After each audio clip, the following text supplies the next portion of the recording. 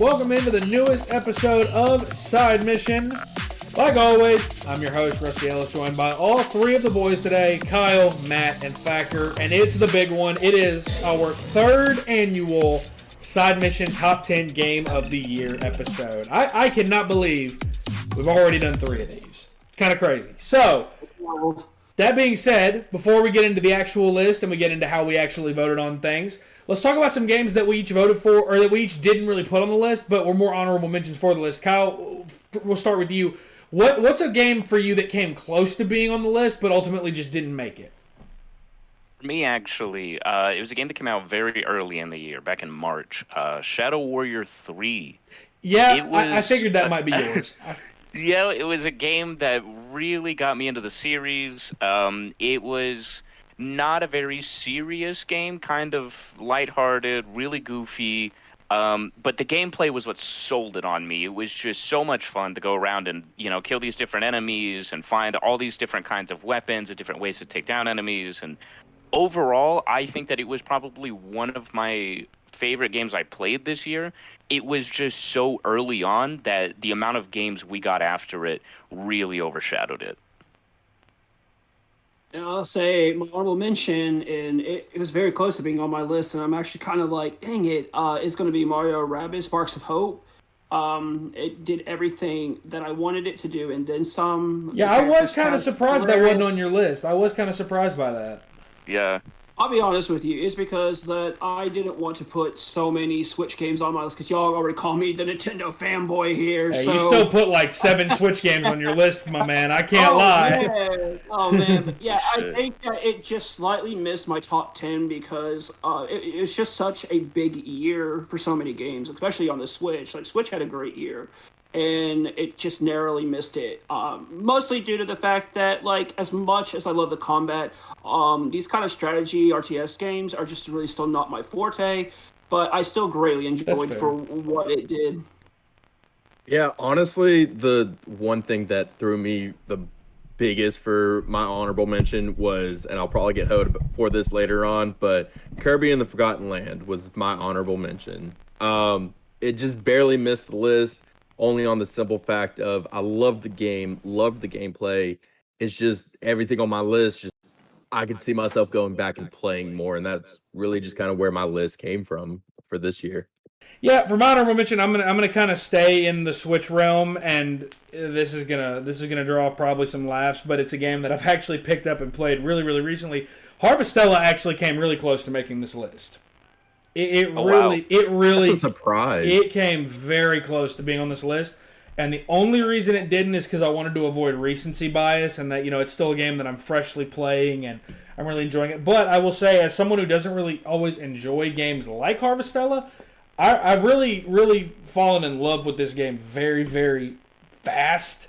A lot of things about the gameplay that are really satisfying, really relaxing, and the story is really interesting as well. So, and it looks really good for a Switch game. So I think that that's always, a good thing. So, with that being said, let's move on to one of my favorite aspects of this list every year, and that is the games that received votes but did not make the list. This year, surprisingly enough, a lot of our lists were fairly similar. Now, in terms of placement, there was quite a lot of variance. But in terms of the games we all voted for, there weren't that many that we've all voted for that didn't make the list. So this year, this list is only 6 games long. So the biggest game that didn't make the list, and this is a game that if you told me earlier in the year this wouldn't make the top 10, I'd be shocked, is Horizon Forbidden West. And that only made one person's list, and Matt ranked it 10th overall on his list. It got one singular point. In addition to that, a couple of games that only made, I believe, one list, and they're both a couple of first-person shooters. Overwatch 2 and Call of Duty Modern Warfare 2. Neither one of them made the list. Wow. And I believe that Kyle is the only one that voted for both of them. I believe he is. I could be wrong. If I'm wrong, one of you can tell me. Damn. But, again, 2 excellent first-person shooters. Really good year for FPS. It just didn't make enough lists from there. We've already talked about this game once. Mario and Rabbids did not make the list. Oh. And this was a game that was actually really, really close to making the list. There are a lot of Switch games on this list. Like, I think y'all are going to be surprised by how many Switch games are on this list. And speaking of Switch games, the last 2 games on this list are also Switch games. One of them is one that myself and Thacker both voted for, but unfortunately we both put it 10th on our list, and that is Fire Emblem Warriors 3 Hopes. Okay. And the last one is Xenoblade Chronicles Shitstain 3. So come on. that's the last one that didn't make the list, but Matt voted for it. And I will go ahead and tell you right now, it was 3 points away from making the list. It was the closest of all of these games to making the list because of how high on his list Matt put it. So, without further ado, we are 6.5 minutes into this episode. Let's get rolling with this list, fellas. So, number 10. I want to go ahead and give a little perspective here. Number 10 has 8 points. Number 1 on this list has 37 points. Shit. Oh, wow. And you're going to hear me say this again later, but I'm going to go ahead and tell you now. Game of the Year was decided by 1 point. That's fucking insane. It was decided crazy. by 1 point, and I think that everyone has a good idea of what 2 games are up there. But we'll get there in a bit. For now, we're going to start at number 10, and in my opinion, I 100% believe this was one of Nintendo's best games of the year. I know Kyle loved it. I know Matt loved it. I think we all loved it, really. In fact, we said that it gave this franchise, really, the Mario Odyssey treatment. Number 10 is Kirby and the Forgotten Lands with 8 points. Let's go. So Awesome, Kirby, Mario. again, I really think this is good for this list, that Kirby and Forgotten Lands made the list. I really enjoyed this game. Kyle, we really enjoyed playing this. So we talked a lot about this game when me and you were both playing through it. Just what is it that made this game special for you? For this, as a longtime Kirby fan, I think it was the reinvention of the franchise. It was the way that they took Kirby from, kind of a 2D side scroller. I mean, he's had a few 3D games here and there, but they weren't really that great. I mean, I know that there were a few on the GameCube, like Kirby Air Ride, for example, and it didn't sell well. So Kirby has not had this big of a 3D adventure in a long time, and I think that they absolutely knocked it out of the park with the game. Yes. And so much so that I would enjoy a sequel, if not more games in this same play style. I loved the way that they had the movement and the controls. The different abilities they added were a lot of fun. The upgrading of abilities was a really cool feature that they added. Overall, I think that this was one of my favorite Switch games of the year. I agree. I think that on a large scale, I think that there's a good argument that this was the best Nintendo Switch game of the year. And the crazy thing is, I'm going to count them up real quick. There are actually 3 other Switch titles that made the list. That's probably the most in Side Mission. We very rarely have had this many Switch titles in the top 10. I think last year there was 1 or 2. And the year before that, Animal Crossing New Horizons was the only one that made the list. But Kirby and the Forgotten Lands, there's absolutely an argument that it was the best Switch title of the year, but it was certainly at the very least one of the best. So from number 10, we're going to go down to number 9. So I told you fellas there was one tiebreaker, and it was for the number 8 spot, meaning that this game lost the tiebreaker, but tied technically for 8th overall with another game. And I think that we can all agree this was one of the biggest surprise games of the year. I would say personally the second biggest because... Hint, hint, there's one in the top 5 that was just a little bit bigger of a surprise. But, nonetheless, whether it was gameplay, soundtrack, level design, what have you, I think we can all agree that our number 9th game, Metal Hellsinger, was an excellent first-person shooter. So, Thacker, let's go. This was a game you really loved. I know, Kyle. Kyle, did you platinum this? Did you platinum this game? I did. You did platinum this game. This is one of the many platinums you got this year. But Thacker, I know you really enjoyed this game as well. Just tell me, what made this game for you? A lot of people said it looked like a Doom clone. And I think we can all agree it was way more than that. What made this game special for you? This game brought so much to it. It brought the gunfights. It brought the soundtracks. It had so much going for it. I loved it to death. I still see myself going through and playing it more. Eventually, I'm going to have the platinum for it with Kyle, of course. But it is one of those that this game... If you like your metal, if you like your killing demons and everything, this game is for you. I agree, Kyle. The rhythm gunplay. That's something that we don't see a lot in gaming nowadays, and I feel like that gameplay is what made this game so unique. Oh, definitely. I don't think I've ever seen a game like this that is a rhythm first-person shooter, especially to a metal track, let alone a ton of them from really big, well-known artists. I think that this game, it did something new where, it both added, rhythm and first-person shooter gameplay in that Doom style that I don't think's ever really been done before. It absolutely worked for me. My only complaint was that it wasn't longer. By the end of the game, I wanted more. Agreed. I'm right there with you. I hope this game gets a sequel.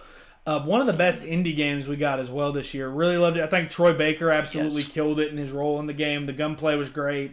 Level design was good. I feel like the enemy designs, too, were very, very top-notch. So, Oh, yes. naturally, in all tiebreakers, if you have a game that loses the tiebreaker, it means you also have a game that wins it.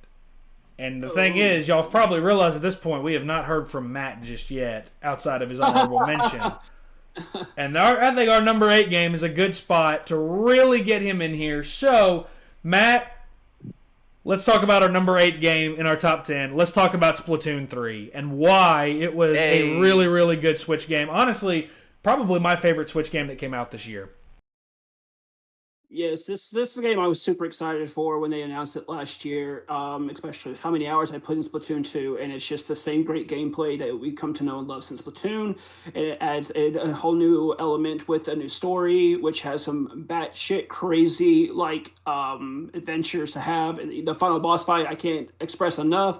And the online play, one of my favorite parts about Splatoon 3 is finally having people to play with. I got Thacker, I got Rusty, and I got Tabby, and it was just so much fun that first night that we got it. And Rusty even got the Splatoon Switch, and it was just a fun day when the game came out, and we were all playing it. Now, unfortunately, the disconnects were common, and we did get punished for it, even though it's like we weren't necessarily the ones disconnecting. But the gameplay is still just so much fun, and I still go back and I play it. I'll still be playing it next year, especially with new Splatfest coming up. I keep choosing the losing team, so we're going with whatever Rusty picks this time. So that I can be the reason we lose. Exactly. So that I can be the reason. Team Sour, baby. Let's go. Team Sour, let's go. Team Sour, baby. No, I agree. This is my first...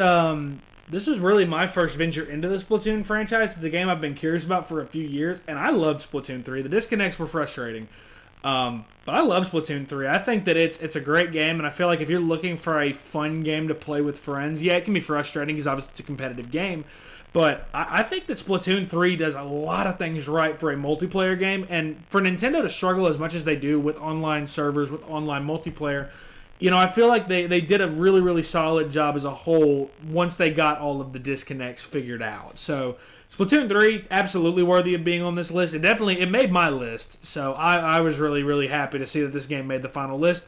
As well as our number 7 game. A game that I'm going to come out and say that earlier in the year, I was very hard on this game.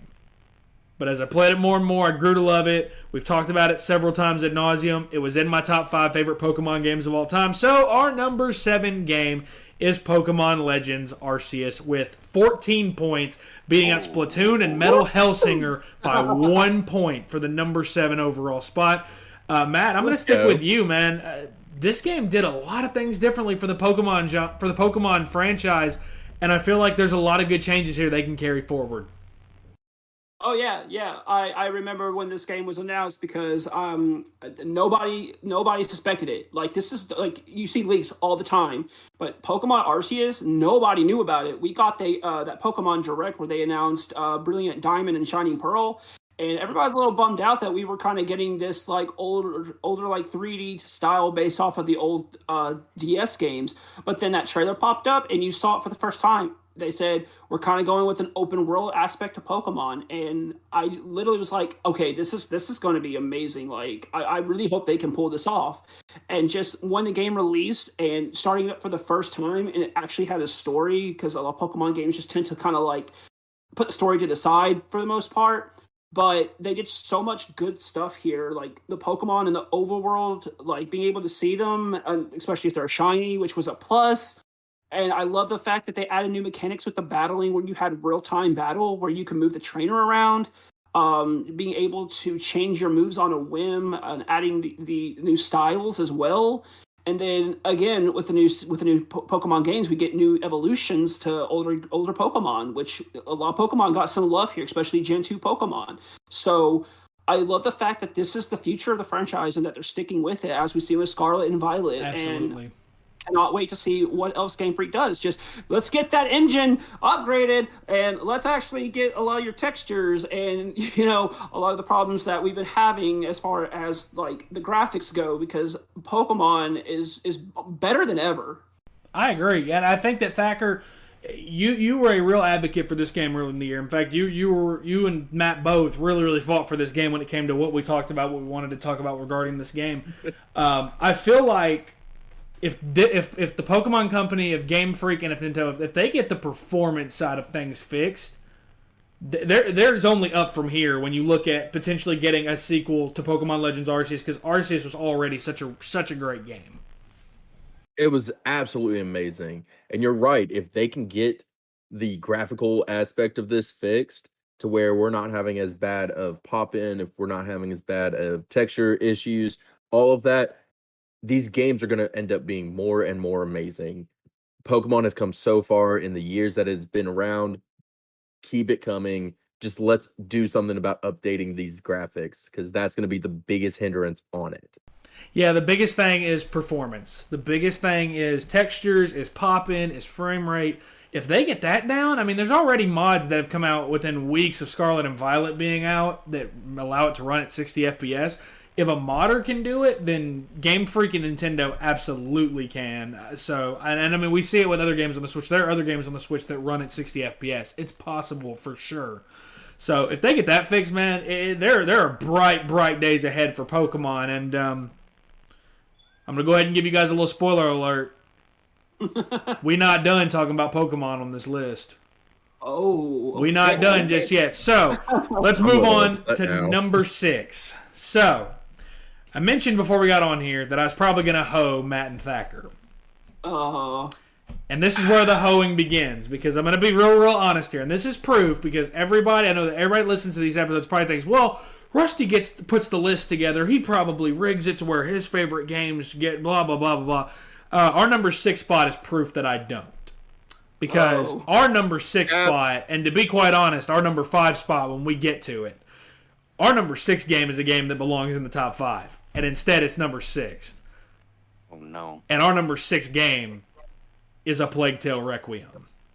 Oh, no. Is a Plague Tale Requiem. For full disclosure, I would like to point out and be real honest about where I rank this game on my list. I ranked this game 2nd overall. Oh, wow. I ranked this game 2nd overall. I'm not going to get into what I ranked around it or in that spot, but I believe that a Plague Tale Requiem is far more than the 6th best game that came out this year. And I'm not going to stay on the ranking itself, because the fact of the matter is, when there's 4 guys, it's hard for any game to make the list unless we all vote for it. And to be quite honest, can't really blame Thacker, because he didn't play a Plague Tale Requiem, was not on that episode. Can't really blame him. Matt did not have it on his list until he sent it to me, and I said back to him, wow, no Plague Tale. Kind of surprised by that. And he took out High on Life and put this game in the 9 spot. Can I say something real quick on that? Go ahead. No. Go ahead. I just want to know, Matt, and I want to pick your brain on this real quick. That's fine. High on Life was an amazing game, and I will give it that. But Great I game. saw you guys playing Plague Tale. And just from what I saw, I personally think Plague Tale is far superior than High on Life. Why? Matt, I have to ask, did you forget about it? Did that happen? Yeah, I did. That's fine. It happens. I think the problem was High on Life was just so fresh in my mind. That's and, fair. I hear that. Yeah, I think that's what happened, and I'm not mad at totally would put it lower. I'm not mad at it. Put it higher on my list. I'm not mad at it. It is what it is. I mean, if you forgot it, you forgot it. We played a lot of games this year. But back on a Plague Tale, I want to say this, because I think that, Kyle, me and you have obviously put the most time in on this game, and the biggest negative we came up with was the fact that it only ran at 30 FPS, but it ran very smoothly at 30 FPS. It wasn't a bad 30. Like, there is such a thing as a good 30 FPS and a bad 30 FPS. A good one means that it's staying there and it's not dipping at all. A bad 30 FPS means that it's dipping and it's fluctuating all over the place. I got to be honest, Kyle, and I think that you'll agree, this is one of the best stories that was told in video games all year. I thought this story was incredible. Oh, absolutely. I loved the first game, and I was a little late to the party on it, but I did beat it and platinum it before the second game dropped. Yep. And the second game took everything I knew from the first and expanded it tenfold. They really went all out with the combat in this game, and that was honestly my biggest negative about the first game. Was the combat was very, very minimal. It was pretty much just a sling, and there were only certain instances in which you could actually take out enemies. In this game, there was so much more room for experimentation. Like, the ways that you could use the crossbow were insane. Not only could you shoot flaming bolts to, make rats move out of an area that you're trying to get to, you could also, you could shoot the smoke bolts that will completely cover an enemy and turn out their lantern. You could shoot I cannot remember what it is, the crystals that attract them. I can't remember what the name of it was, but I know it's is it the odorous? I think yes, that's the what it's odorous. called. Yeah, you could put that on a bolt and shoot it at like a wooden platform, and it would attract the rats. Where you could shoot it at a person, and the sling obviously got a big upgrade. You could, unfortunately, not hold multiple stones in the sling. However, I feel like they balanced it by not only allowing you to upgrade the power, but also allowing you to upgrade the speed in which you throw the stones. I think that this game was definitely how you do a sequel. Yeah, it improved on everything. And listen, I thought that there were some amazing performances in all of gaming this year. There really were. Troy Baker was awesome in a few roles he's been in. I know despite all the controversy around the game that we haven't talked about, Bayonetta 3, I know that Jennifer Hale absolutely nailed that role from everything I've heard. And there's been great performances. And, obviously Christopher Judge was fantastic in God of War Ragnarok as well. I really believed that Charlotte McBurney should have won Best Performance at the Game Awards. I genuinely believed that her performance as Amicia was one of the best performances I've seen in years in gaming. I was really, really impressed. She became one of my favorite voice actresses because of that game. Just a really, really dark, gritty story that makes Last of Us Part 2 look bright by comparison. Yeah. But just an emotionally heavy story, and I loved it. I thought the gameplay was improved almost entirely across the board. I think the stealth was kind of lateral from the first game, but I mean the stealth was already pretty solid in the first game as well, so I didn't really have much of an issue with that. And again, despite the 30 FPS, really beautiful looking game at some points, like a really, really beautiful looking game at several points. So, Plague Requiem, personally, I believed it belonged in the top 5. I believed that it belonged in the top 3 based on my list. But, alas, we move on to the top 5. And sadly, the top 5 begins with another game that I feel like got really screwed. And it's just kind of disappointing when great games end up a little bit lower on this list than they should. And you guys are going to figure out what game ultimately screwed these games over soon enough. But number 5 is a game that, well, might be controversial us putting it on the list, considering that the original version of this game came out years ago at this point. But Last of Us Part 1 was fantastic, and it's number 5 on the list. Number 5? It made number 5 on the list. All right. So, Matt, I'm slamming your balls in a waffle iron. Ooh, ouch! So, I have one if you need. I will tell you this: the primary reason why Last of Us Part 1 came in 5th, I voted it in my top 5. Kyle, it was your second favorite game of the year. It was.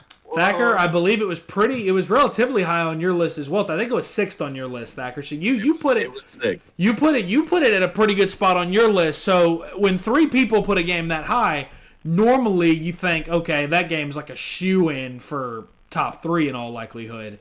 Well, you can blame the game that was ranked at number 4. We'll find out that in a bit. But Kyle, I want to go to you specifically for this. We're in the top 5. And we're not even half an hour into this episode, so we can talk a little bit more in depth about the top 5 and why we each like this game. Kyle, this was your first experience with the first Last of Us.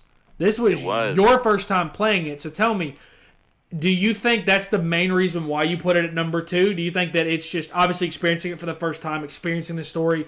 Did this game live up to the hype for you? Because you clearly put it at number 2, but talk about playing this game for the first time. Did I overhype it or no?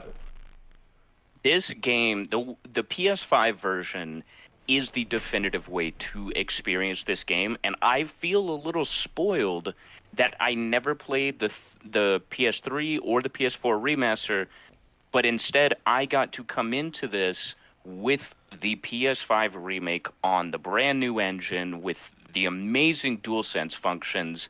That 3D audio really captured the performances. I think that what they did with the way they were able to show emotion on the characters' faces, even without having them say a word. I agree. Fantastic. I mean, I was so blown away by this game. I loved every second of it. I actually went back through and platinumed this game. I loved it that much. If it hadn't been for Plague Tale Requiem, this would have been the greatest story told. And that's just personal bias because it's my first time playing it.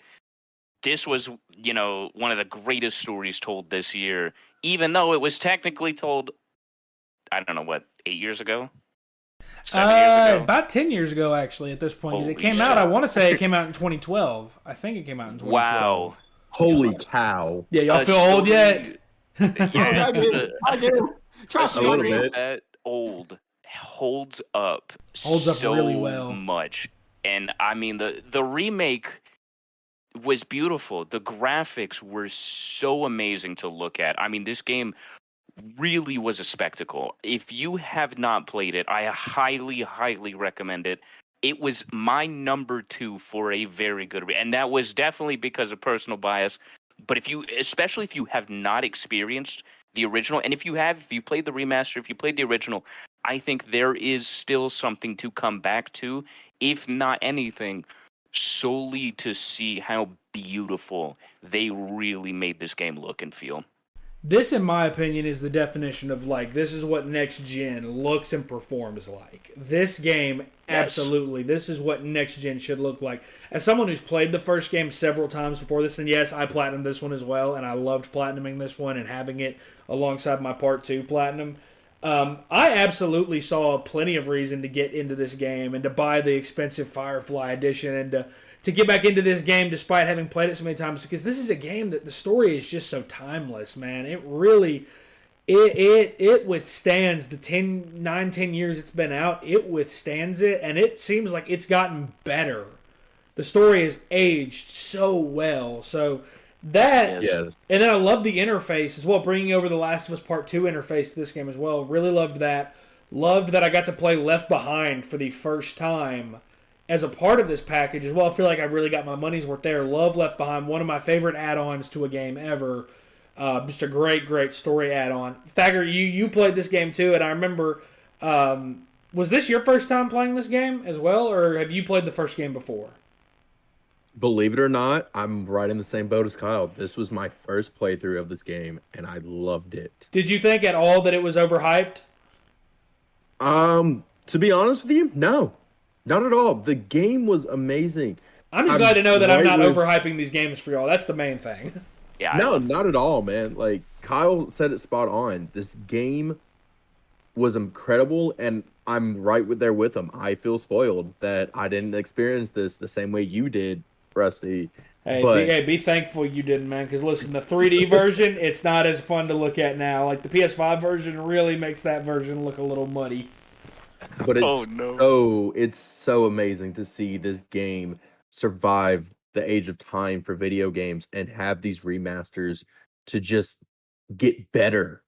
Unlike some remakes that we've seen, Skyrim. That was a Grand remake. Theft Yeah, Auto. Skyrim was a remaster. This one was an actual remake. Yeah, we did a This is whole a full remake. episode, Kyle, me and you kind of discussing like what a remake is versus what a remaster is, and this game, if Yeah. anyone's calling this just a high price remaster, I feel like you're just hating for no reason. I feel like you got hate in your heart that you need to just let go of, because For real. like this is what a remake is, man. Like improving all quality of gameplay. I mean, I don't know how you could call this game a remaster. I really don't, because it just looks so much better than the original version, than the remaster for PS4 even. It just looks so much better. It runs so much smoother. I love this game. So that begs the question, Matt. I have a question for you. And if the answer was, you didn't really play the game because you just didn't pick it up, that's fine. Why did this game not make your list?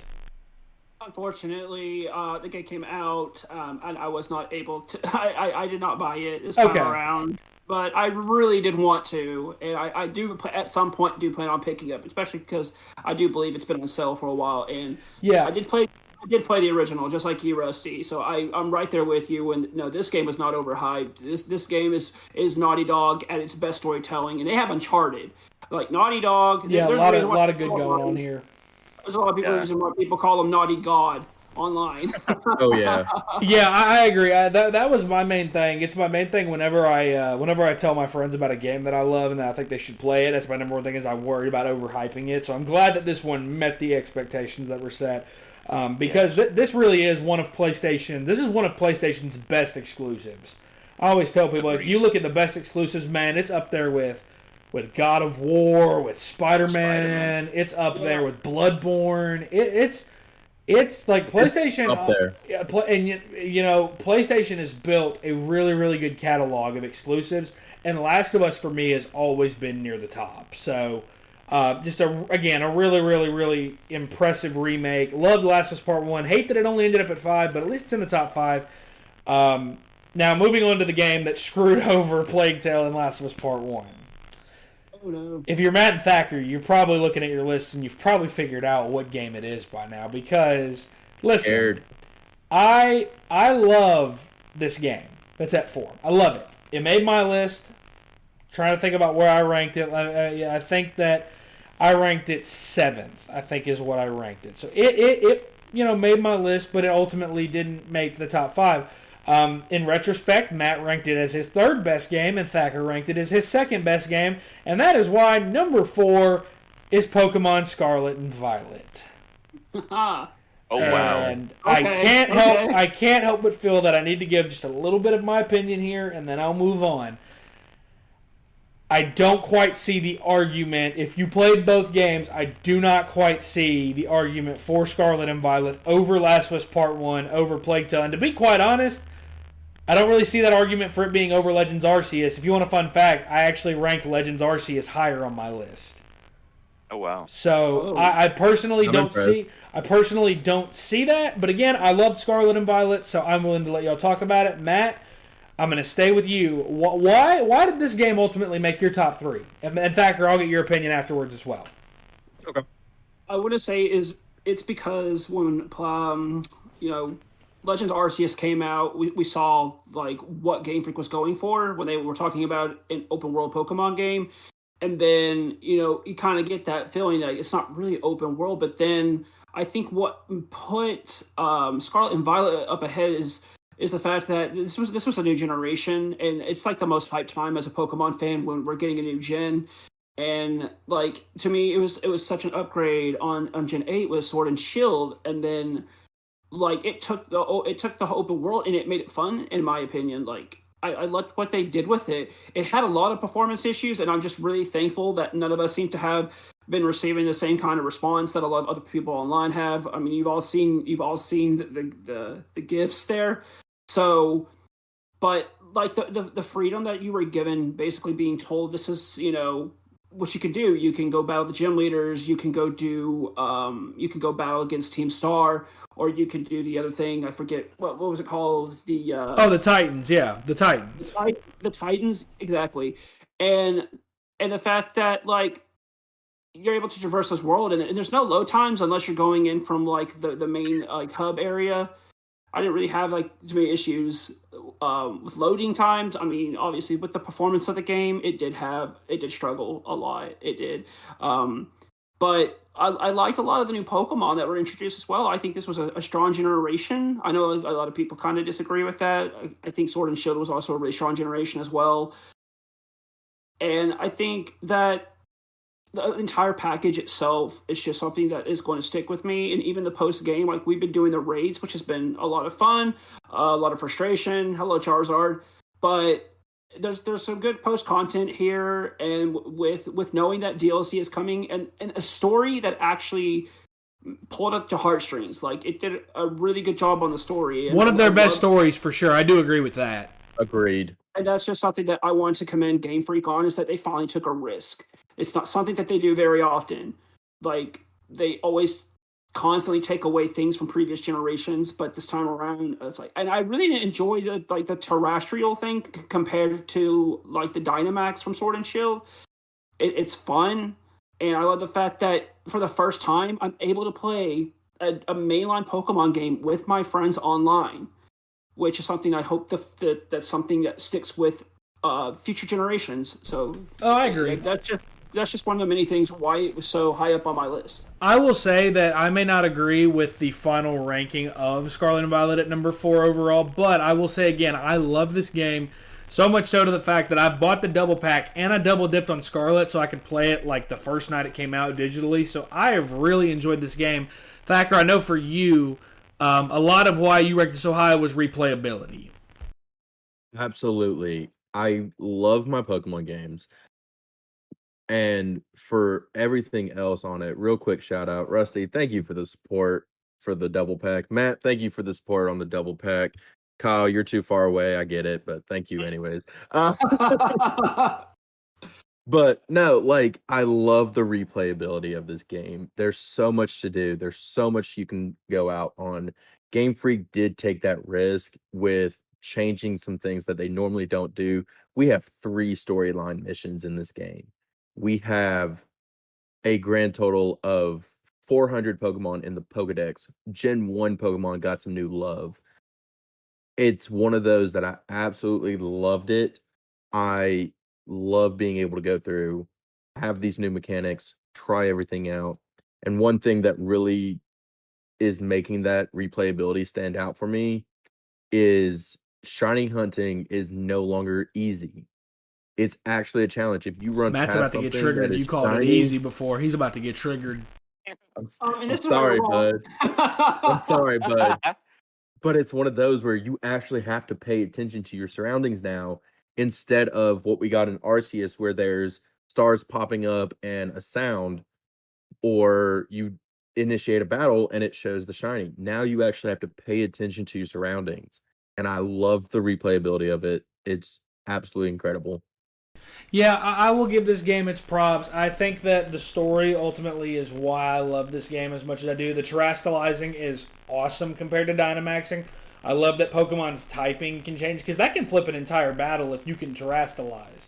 All of a sudden, you go from being weak to a certain type to you might have a resistance to it and have attacks that are strong against it. So it really is an interesting... I feel like Dynamaxing was kind of their first, like kind of dipping the toe in, kind of seeing how this worked, and then I feel like terastallizing is, okay, now that we've tried this, let's add a lot to it, let's see what we can do to really make it interesting, really make it unique, and I feel like they did a really good job of that. Add in the fact that, again, there is a fair difficulty curve to this game. It's not easy at all, and I like the openness. The open world is really what sells this game. It's what gives this game its value.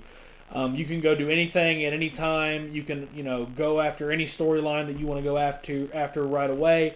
And I like that. I like the mixture of Pokemon that are in this game, and I really enjoyed Scarlet and Violet. I may not agree with it being ranked 4th overall, but it's certainly a really great Pokemon game, and I hope that Game Freak, Pokemon Company, Nintendo, I hope that they fix the performance with their next game, and I hope that the next game is a big step up, because, again, there's bright days ahead for Pokemon if they can get the performance figured out. So, all of that being said, we have now reached the top 3.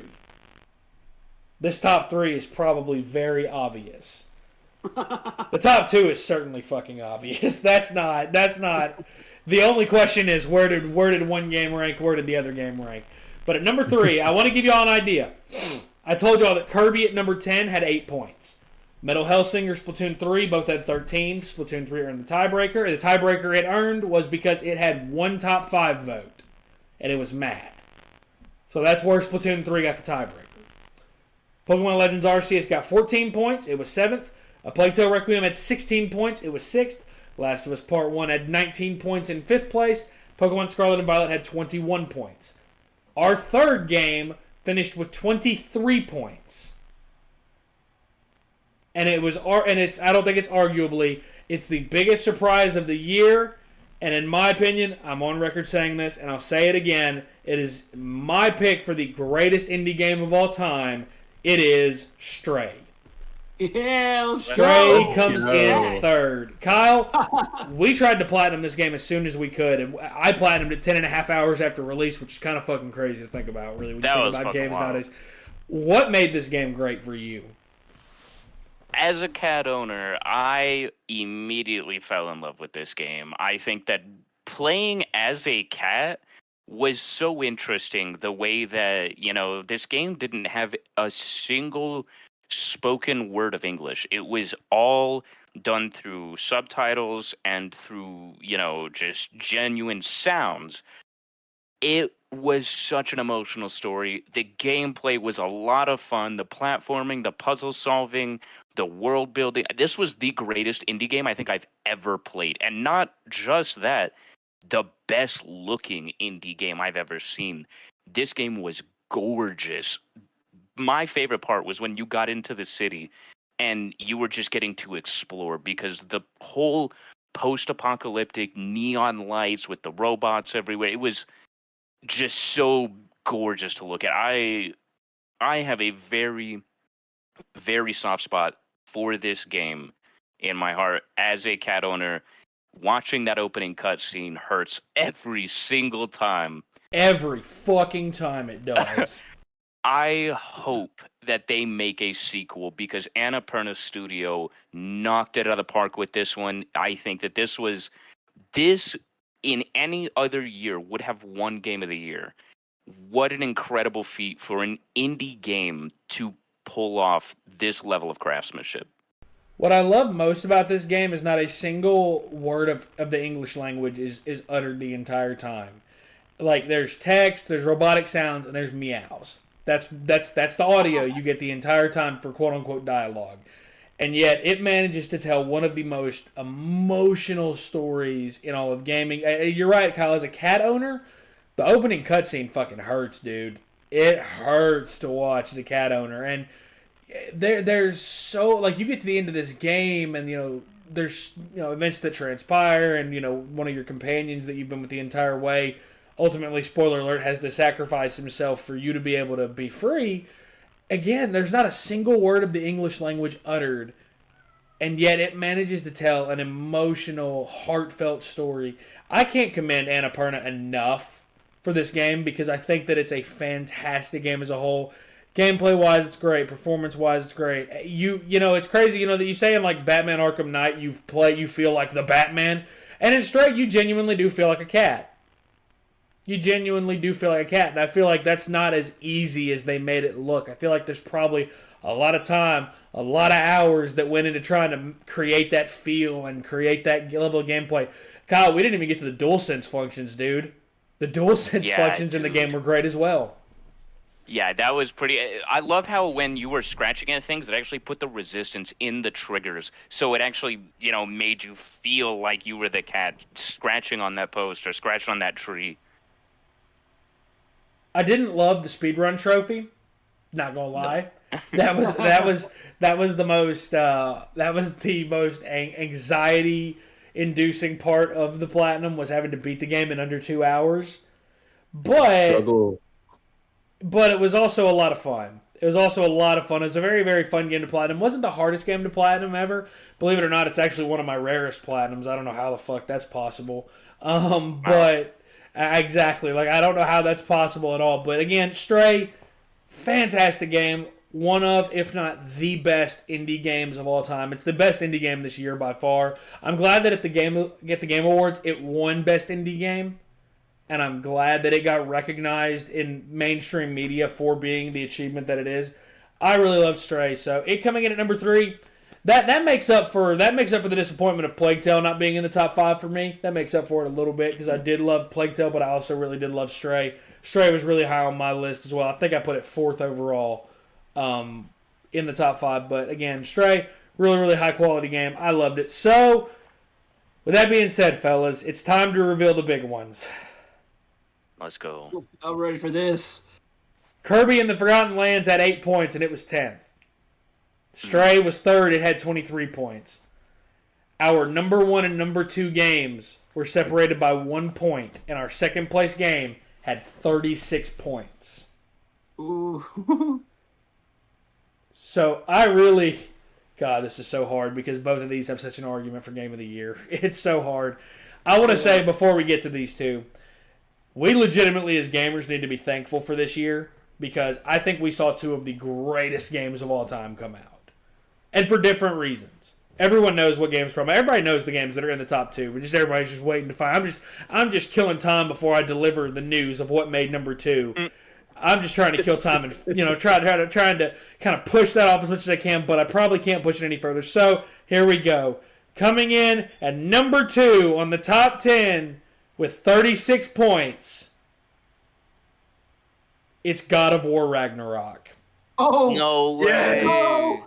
God of War Ragnarok Let's go. finished 1 point out of Game of the Year, but as I will continue to say, God of War Ragnarok had every argument to be Game of the Year.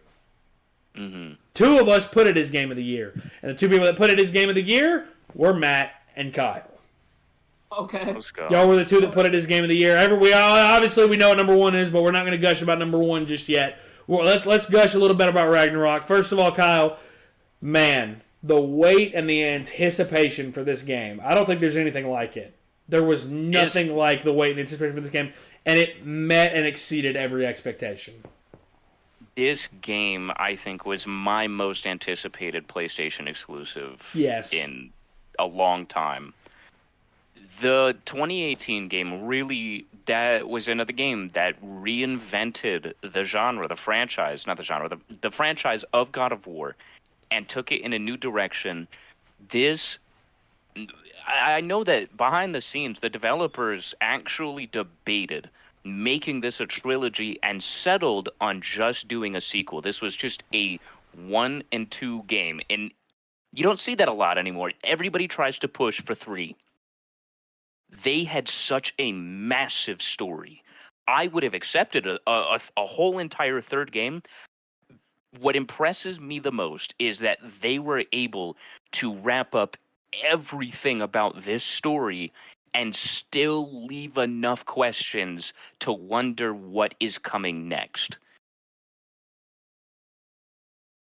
Yep, I agree. I think that's like the best quality of this game is that it's very like there's a sense of finality to the story. Like we know how it ends. We know that this is very much the end for like this set of characters in all likelihood. But there's also a fair amount of open-endedness that we don't know where Kratos is going to go next. I hope that it's Egypt. I hope that's where we go next.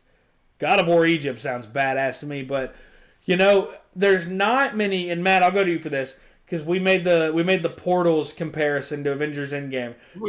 There's not many scenes in gaming this year that got the hair on my arms standing up quite like the moment where Kratos blows Gjallarhorn and begins Ragnarok.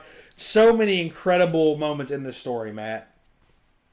Yep, and everything came together so well with what they built, starting with the 2018 game, and it was just so satisfying to see this conclusion to...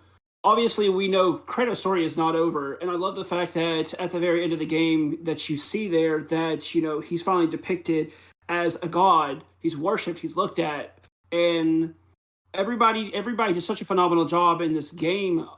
The characterization, the world building, getting to explore all of the different realms finally, because you were just teased in the 2018 game, but they did every world felt so new and so well crafted, and there was a lot of character moments in this game that are going to stick with us for a long time. Like there's one in particular that still sticks with me. I still go on YouTube occasionally and I watch that scene, and I know some people, I think it was you, Rusty, you were like, you kind of saw that whole twist coming with Odin and Tyr, right? Yeah, I felt like I kind of saw it coming because Tyr wasn't really all that helpful, and then they really kind of give it away when he calls Atreus Loki as Tyr. Exactly. Kind of gives that away, but I mean, still a good twist. I thought it worked for the story. Exactly. Yeah. And the improvement with the combat was just another like excellent thing that they did. And there's a lot of post-game content as well. Like, I know the majority of us, we platinumed the game, and it was a really fun platinum to get. I'm not going to lie. Let's just hope Thacker, because he's the only one that didn't do it. Way to go, Thacker. Way to not platinum the game. Thacker. You ruined it. Okay. Thanks for the episode. See ya. I don't even care about number one. I'm just Bye, Kyle. I'm just really looking forward to the future of the series because we don't exactly know where it's going, but I do love the concept of Kratos going to Egypt because there's so much like lore there to explore. You heard it here on Side Mission first. Here's the lore. Yep, big facts. Big old facts. Hey, that's the thing about lore. It's everywhere. It's in McDonald's. It's in you. Like, that's the thing about lore. No, but I agree, Matt. You know what? I want to make one other prediction before you continue, Matt. I think if they don't go to Egypt, I think the other thing, we will either see the Hindu gods next, or we'll see the Aztec gods or the Mayan gods. I think those are the two that if it's not the Egyptian gods, I feel like it's going to be those two.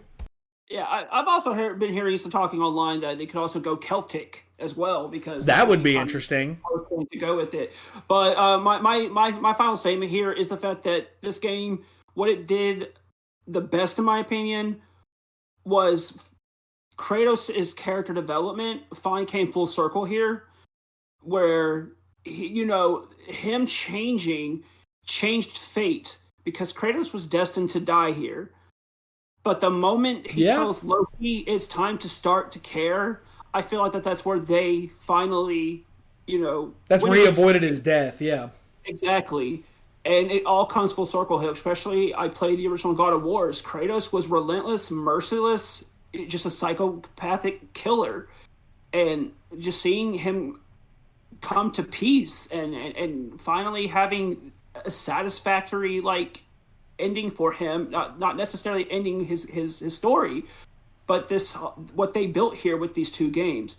It was great to see that with Kratos, and I love the dynamic between him and Atreus all throughout this game, and everything just came together perfectly. Yep, I'm a massive fan of this game. I really do think that, again, we talk about games in PlayStation's catalog that are at the forefront of what they've done the best.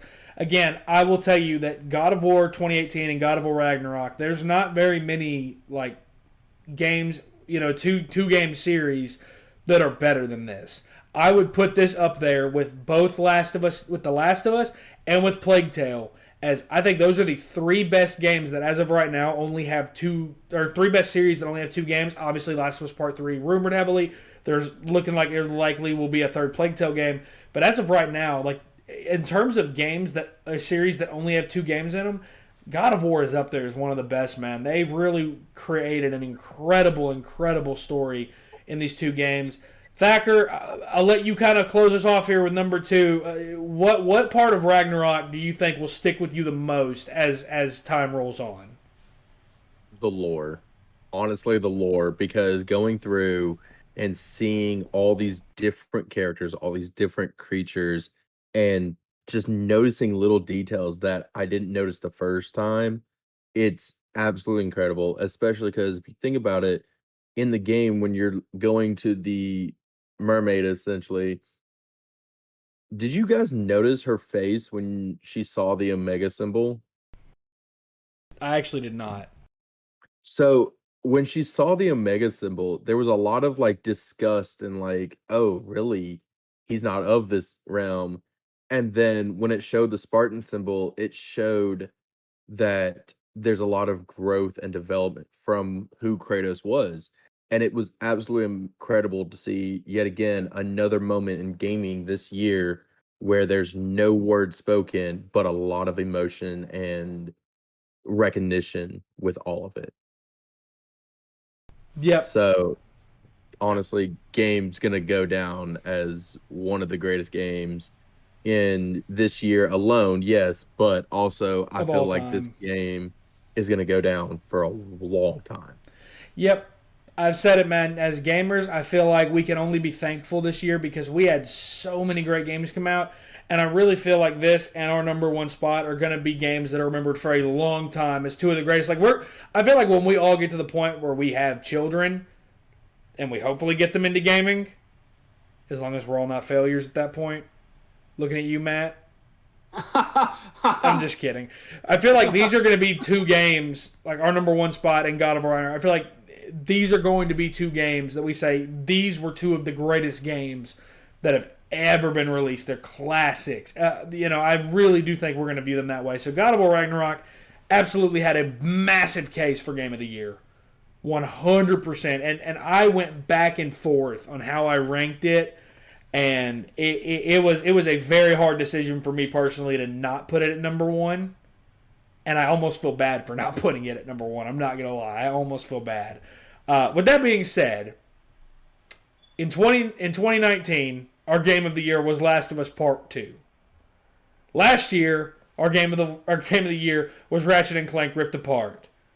This year, our number one game with 37 points, one more than God of War Ragnarok. It couldn't be anything else. It is Scorn. Hell fucking no! It's Elden Ring. I'm done. Our game of the year for 2022 is Elden Ring.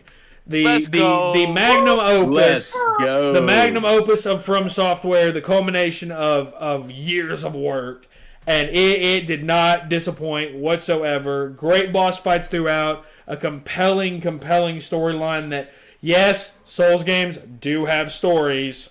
Let's stop acting like they don't. But again, a compelling storyline, a really good open world. The most impressive part of all of it, how From Software is able to put their formula in an open world format. Absolutely loved it. I'll let you guys each talk about it. We all ranked it pretty high on our list. I think the lowest it got ranked, period, was third. In fact, I'll tell you this right now. For God of War Ragnarok and for Elden Ring, the lowest on anyone's list they made it was third. Wow. They were ranked in the top three at least on everyone's list. And, oh boy, we came within a point of having a tiebreaker. Can you imagine a tiebreaker for Game of the Year? No. That would be incredible. That would have been wild. And by every metric that we would have done tiebreakers, we would have had to settle it with like an Injustice tournament. Was how we were going to have to settle it. Like it was that. All right. But Thacker, I'll start with you because we both put it as our Game of the Year. What made Elden Ring your Game of the Year? What didn't it make it Game of the Year? Why wouldn't you I? cop-out answer. I'm just kidding. Go ahead. Why wouldn't I? Like, come on, man. This game was incredible. It looked fantastic. It played amazingly. I really don't have a lot of issues with this game, if any.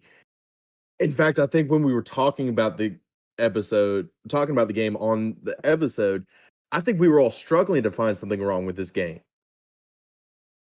Outside of, like, of course, the balancing for multiplayer when it came to bosses. But regardless, it was incredible. The minor details was amazing. We still use the joke, you maidenless fuck. And it's just, I cannot, without a single doubt in my mind, see a reason why this game was not my number one. And I'm so happy that it won Game of the Year. Yeah. Man, sorry, David. I know you wanted Game of the Year to be God of War, but I'm telling you, man, you could rub it in his face, man. Not only did it not win the Game Awards Game of the Year, it did not win the Game of the Year that matters. It did not win the Side Mission Game of the Year. I'm just kidding. But again, like I think people need to understand like how razor close of a finish this really was. Like, last year Matt made the joke in the episode about, like, once I read off what number 2 was, like, oh, I wonder what the fuck number 1 could be. Because I think last year, 3 of us had Rift Apart as our Game of the Year, and Thacker, for some fucking reason, put fucking Scarlet Nexus or whatever. Or whatever the hell fucking anime game he played. That was his Game of the Year on the list. But Scarlet Nexus. Oh, same yes, thing. I know. Same thing, same difference. Shit ass game, doo doo ass game. Didn't belong. I'm just kidding. But have you played it yet? Yes, and I didn't like it. So okay, at least you haven't. That backfired on you. But Let's just talk about this because, again, like, this is a game that and Thacker, your girlfriend, Tabby, knows all too well about how it consumed that household. Don't remind me. But can we just, like, Kyle, have we seen anything like how games like this and God of War, how this seemingly just overtook everyone's lives, and even people that weren't hardcore gamers were giving these games a try. I don't know that we've seen anything like this, man. Yeah, the way that this game took the Soulsborne-like formula and flipped it on its head. They said, you know what? Instead of making players go down a linear path where if you get stuck on a boss, you got to beat him if you want to progress. In this game, you can go anywhere from the very beginning. You can explore so much, fight so many different kinds of enemies. I mean, there is so much to this game. The map was huge and so impressive. I loved how they were able to find such a great balance between, action and adventure and exploring with that classic difficulty that the Soulsborne games are going to bring you. Elden Ring really found a way to, I think, change this genre up so much so that it stands on its own, aside from Sekiro, aside from Bloodborne, aside from Dark Souls. It really is and always will be its own kind of game. And, I mean, unless they were to do, a direct sequel, I don't know that you can ever have that initial shock value, that initial, I don't even know, that serotonin of booting up that game and exploring everything for the first time. It was so new to those of us who have played the Soulsborne games. And I mean, it was such an experience you really have to see for yourself to understand. I agree completely. I think that there's so much to love about this game that even the most frustrating parts of it, obviously you can be mad in the moment, you can rage at the game in the moment, but I feel like it's easy to also really appreciate a lot of the things in this game that maybe you didn't like in the moment. For me, it's Melania's boss fight. I appreciate the difficulty in that it made me earn the Platinum Trophy, and it's one of my favorite Platinums that I have right now.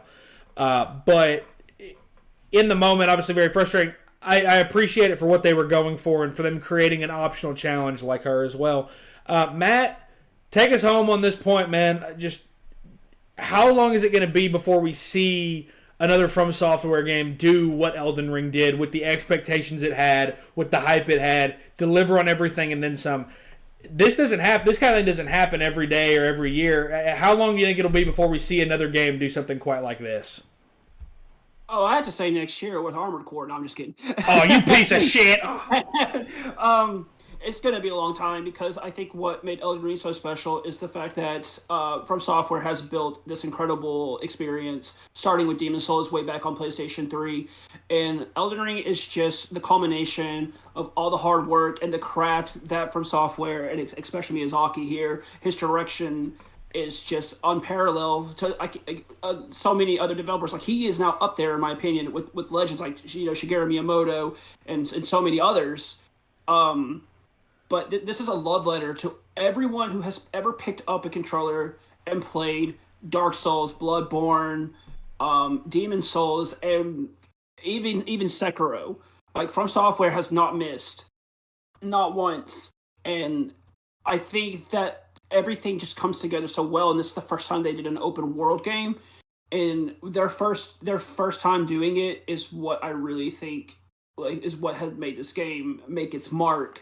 And what's going to define this generation as we know it right now. I mean, there's so many more years left ahead of us, so there's no telling if we will ever have a game hit like the Elden Ring did. So I just want to say, like, they are the masters of the craft when it comes to boss fights. You see so many different videos ranking the boss fights, but this game's definitely going to have so many memorable moments. I had so many good times with you, like playing online with you guys. Like, I mean, Rusty, you really just were, like, held my hand through so much of it. Listen, brother, sometimes that's what it takes in these games. These games are not easy. Yeah, no, they're not. Exactly. But I completely understand why it has won Game of the Year, not just with the VGAs, but with us as well. And I cannot wait because obviously there's DLC coming. Like Yes. I'm surprised they did not announce it at the VGAs, considering they flew Miyazaki all the way out there. I was thinking that we were going to get that, but I mean we got the announcement for Armored Core 6, so there's no doubt in my mind that that even the next big game that makes its mark, like Elden Ring did, will also come from software as well. Yeah, I agree. I'm really looking forward to Armored Core next year. I loved Elden Ring this year. Fantastic games. And really, this top 10 and the games that didn't make this list, we could have done a top 20 damn near, and we would have still been leaving games off. So I think that this is by far, and I hope we all agree on this has been the best year in terms of games for Side Mission. I think that we had so many excellent games, so much good content, and even the games that we didn't love, our Scorns, our Saints Rows, our Mario Strikers, our Switch Sports, even the games we didn't enjoy, I feel like we still were able to have fun with a lot of them. And when you do a podcast like we do, it's very easy for this to get monotonous, for you to get burned out doing what we do. But us having fun on these games is the main reason why we don't get burnt out. And that's what I tell myself, is that having fun and playing these games with you guys is the main reason that I don't get burned out with this podcast, because it makes it fun. We all grind through this stuff together. We all play these games together. That's what makes doing this so enjoyable. And this year was an incredible year for gaming. Before we call it a wrap, before we put a bow on 2022, we all platinumed a lot of games this year. Kyle especially. Kyle platinumed like 50. Kyle platinumed like 50. And I know that some of them were not easy. Looking at you, Tiny Tinas. Yep. Looking at that shit. Let's start with Thacker. We'll go to Matt. We'll go to Kyle, and I'll close us out. What was your favorite platinum that you got this year, and why? Honestly, I would have to say it would be Elden Ring. Mainly on the simple fact of the challenge behind it. And yes, I'm looking at you, Frenzy Fling. Yep. I absolutely loved that platinum. It was incredible. I would probably go through and do it again. I don't look forward to fighting Radigan and Elden Beast at all ever again. But I'd do it again just to have that platinum again. It was that much fun. I loved it. I will keep talking highly about this game to every single customer I have come through my store. This game that I'm about to tell you about put me... If you say fucking Saints Row, I'm going to actually throw my laptop. Actually, no, he's going to say that, Lego Star Wars. That game, Saints Row, is still broken. I still can't platinum it. After their whole November update, and they were like, we fixed the game. I got on, and it's still broken. Some of my objectives I still cannot get to. I can't even platinum that fucking piece of shit. I'm so mad about that shit. But Pac-Man World forced me to play 9 levels of the original Pac-Man, and I don't think I have ever sweat so much than being on the 8th level with 0 lives. That one trophy was the last thing I needed for the platinum, and I cannot tell you how many days I spent. I would boot up the game. That's all I would do, is I would just play original Pac-Man, and I'd just go for that one trophy. But I think that it was definitely the hardest platinum I got this year, and I am very, very proud of myself for putting myself through that, because I will absolutely cherish the fact that I was able to complete 9 levels of the original Pac-Man in 2022. Proud of you, Kyle. No, I'm going to say that my favorite platinum that I got this year was just because already it was such an incredible story and campaign to go through, but yet you still, once you get to the end, you don't quite have the platinum just yet. But God of War Ragnarok, being able to go back and see much more of what these realms have to offer, a lot of the side fights that you have to do, look at your Valkyrie Queen, actually, push you to your limits. a lot of frustration there. Thanks, Rusty. Listen, brother, again, well, hard stuff like that, sometimes we just got to grind through it together. It is what it is. Hand that controller to your friend. There's sometimes you got to do it. Sometimes you got to hand it to the fucking wall. That's what I almost did. But there's just a lot more story to be added to what was already probably such a flawless end to this arc here for Kratos. And getting to go back and just getting to upgrade stuff and finding new armor and discovering new characters and locations of places you've already visited just really added to the overall experience. Yeah, I agree. I think the God of War Ragnarok's platinum, again, it wasn't the hardest platinum in the world. It really, really made you earn it, though. And I think that's something that I really love about that platinum. I love my Elden Ring platinum, my first ever Souls platinum. Unfortunately, it's not the platinum that I'm going to remember the most about this year. You would think that it would be Plague Tale because I love my Plague Tale platinum as well. It's not that either. Yeah. My personal favorite platinum this year, because again, like I look at when it happened, the context of how it happened, and all of that. I'm actually going to go with Stray. Because Stray happened I got it 10.5 hours after it launched. It launched at like I think 11 a.m. our time, 10 a.m. Kyle's time. The platinum involved having to get through a chase sequence without being touched a single time.